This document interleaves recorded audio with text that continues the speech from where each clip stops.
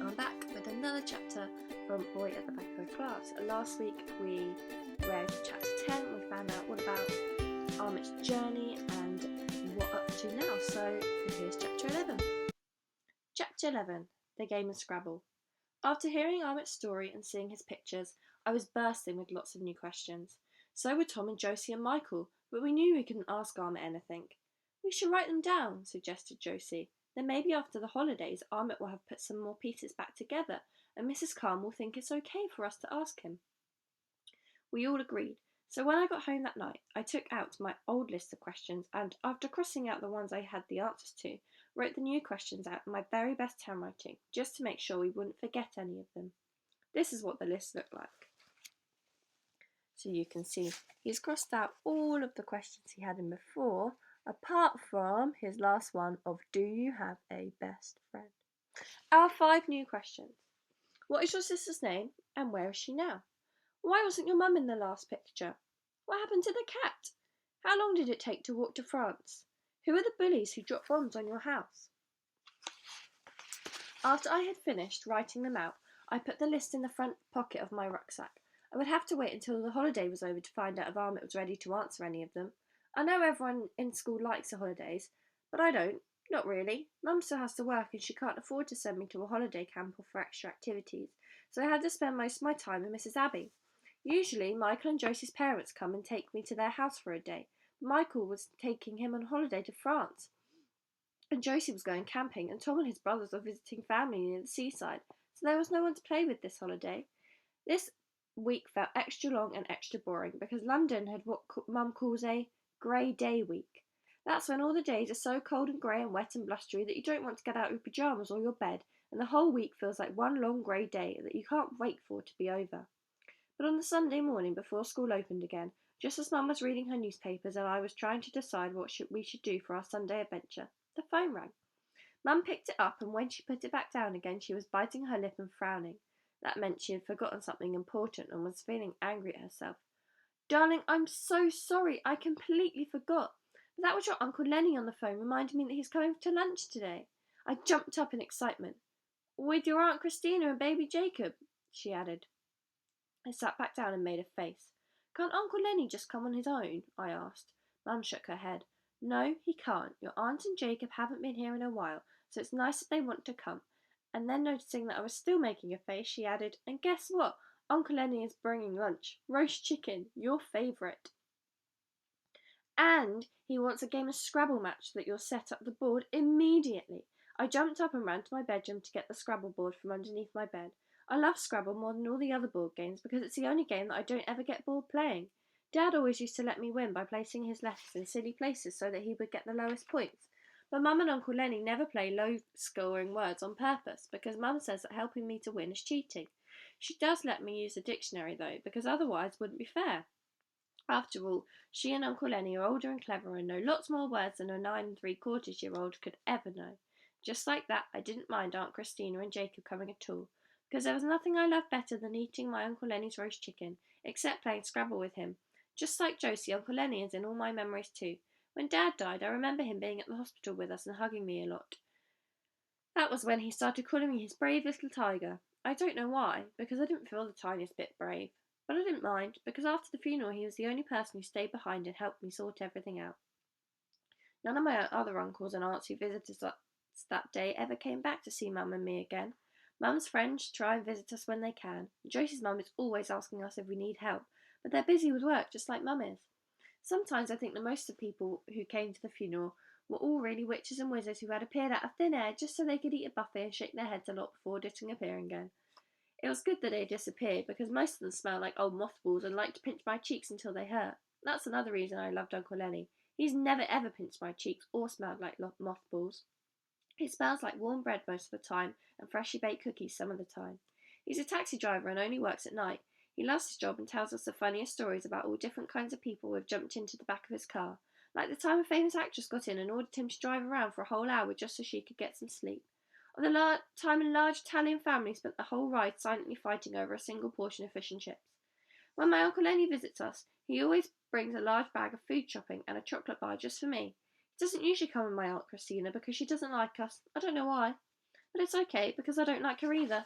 She's very beautiful and is always perfectly dressed with perfect hair and perfect makeup on her face. But she wrinkles up her nose whenever she sees something she doesn't like, which is nearly all the time. So she always looks as if she smelled of bad eggs. She has a fake smile too. It's one of those smiles that shows lots of teeth, but which never travels to any other part of her face. Don't trust people who can't smile with their whole face. It means you're trying to hide something from you. Fake smiles always make me want to get as far away from the fake smiler as possible.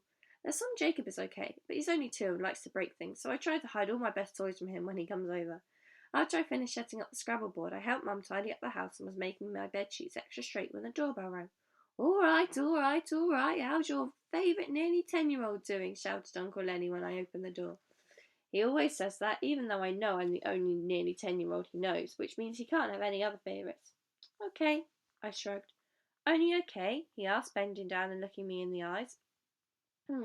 Might need you to send you to the smile doctor. I smiled wider. That's better. He ruffled my hair and gave me a kiss on the cheek, then heaved 2 large grocery bags into the kitchen. Afternoon, said my Aunt Christina. Her lips are pinched together and she was wearing so much perfume that it made my nose tickle. Jacob's asleep, so you'll have to play with him later, she said matter-of-factly as she carried Jacob in through the door and stuck out her pointy face at me. I stood on my tiptoes and gave her a kiss. She pulled away quickly. Right. What have you been up to then? Asked Uncle Lenny as he came and steered me to the kitchen table. I think he must be so used to driving a taxi that he liked to drive people around too. Nothing, I shrugged. Do you want to play Scrabble with me now, Uncle Lenny? We'll have a game after lunch, my little tiger, he smiled. I'm not on until 5 today. Darling, why don't you tell Uncle Lenny all about your new friend? Asked Mum as she set the table. Oh, yeah, the pomegranate boy, said Uncle Lenny. Your mum told me. What's happening there, then? Lots, I said. I began to tell him all about the big fight and the mysterious plant pot murder and the great baked beans bag trap and Ahmet's story. And as we ate our lunch, I told him all about the bombs and the fires and the orange boat and the tents and Ahmet's cat on the railway track and the wall and the barbed wire on it. Uncle Lenny shook his head and muttered poor tyke every few minutes, and Mum nodded along, looking sad sometimes, but Aunt Christina looked bored. Then, just as I was about to tell him all about my new list of questions, Aunt Christina said, Doesn't surprise me you would want to be friends with a refugee kid at all, sweetheart. You'd have lots of things in common with him, what with your gran of being a refuge too. Uncle Lenny and Mum looked sharply. Can't even bear to think about it. Imagine being a war refugee back in the day, before they all got loads of benefits and houses nicer than ours. Uncle Lenny looked up angrily and was about to say something when, just then, Jacob began to cry. Aunt Christina jumped up and with a sniff said, Oh dear, seems he's christened the nappy again, before rushing out the room. Mum, is that true? I asked, looking at Mum so hard that it felt like my eyes were about to pop out of my head. Was Gran a refugee too? All yours, muttered Uncle Lenny, and he got up and walked over to one of the shopping bags. I'll get dessert, shall I? Mum looked at me for a moment, and then she said, Yes, sweetheart, it is. Your Grandma Jo. We went to see her with Daddy when you were little. Do you remember her? I nodded, not because I really remembered anything, but because I had looked at all the photographs hundreds of times. I was 5, and it was the last time my mum and Dad and me went on holiday in a real-life plane. We went to a town called Salzburg, which is in a country called Austria, because that's where Dad lived before he moved to England. He used to talk about the mountains and the rivers and the way the birds always seemed to follow him around. He looked so happy in all the photographs. So did Mum. I seemed to be crying in most of my photos, so I'm not sure if I was happy or not. I don't really remember anything about the trip except from the large green wooden caravan my Grandma Jo had in her back garden. Dad used to sleep in it in the summer holidays when he was a boy. My granddad had built it before he died, which is why Dad wanted to become a carpenter. There's a photo of me and Dad sitting on its steps, and it's the only photo of me where I'm not crying. Even then I must have liked the idea of sleeping in a bright green caravan. I couldn't really remember anything about my Grandma Jo, but we had lots and lots of photos of her and Dad, and I always look at them whenever I miss Dad too much. She had short grey hair and wore glasses that were tied to a long golden chain, and she always wore flowery tops and white trousers. I wished I could have remembered her more, but sometimes, no matter how hard you try or how badly you might want to, your brain can't reach that far back. Why was she a refugee? I asked. Did she run away from bombs like Ahmet? Mum stayed quiet as Uncle Lenny placed 4 large chocolate eclairs on the table in front of us. I love chocolate eclairs because it's like having 3 desserts in one. But as much as I wanted to eat my eclair, I wanted to hear the answers to my questions more. Uncle Lenny sat back down and cleared his throat. Don't think they've done World War II in school, have they? He asked my mum quietly. Mum shook her head. World War II? I asked. You mean there was another one? Uncle Lenny nodded. Yup, just like the one you learnt about last year, but twice as bad, he whispered, as though it was a secret. Mum put my eclair on a plate and pushed it towards me. All you need to know, darling, is that Grandma Jo was a wonderful person, that she helped lots of refugees just like your friend Ahmet run away from a war too, she said. Were they running away from Syria as well? I asked, wondering just how long a war lasted. No, darling, said Mum, putting her own eclair on a plate.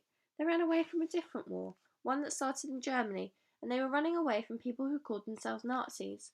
Oh, I said, wondering just how many wars I needed to learn about. Anyway, the important thing is she survived, and she got to see you, exclaimed Uncle Lenny as he gave my hair a stroke. Exactly, said Mum, tapping my hand. Now, eat up and let's get a game of Scrabble going before Uncle Lenny has to leave. I nodded. Knowing that Mum didn't want me to ask any more questions, broke open my eclair. That afternoon, Uncle Lenny stayed and played 2 whole games of Scrabble with us, and Aunt Christina watched Jacob break one of Mum's vases with a book and throw my Lego bricks all across the floor of the room.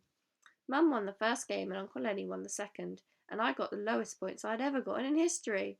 But I didn't mind. I don't think you can really focus on playing a game when you've just found out that your grandma was a refugee who had helped lots of other refugees run away from a war, even if you're playing a game that's as fun as Scrabble. So, there we go.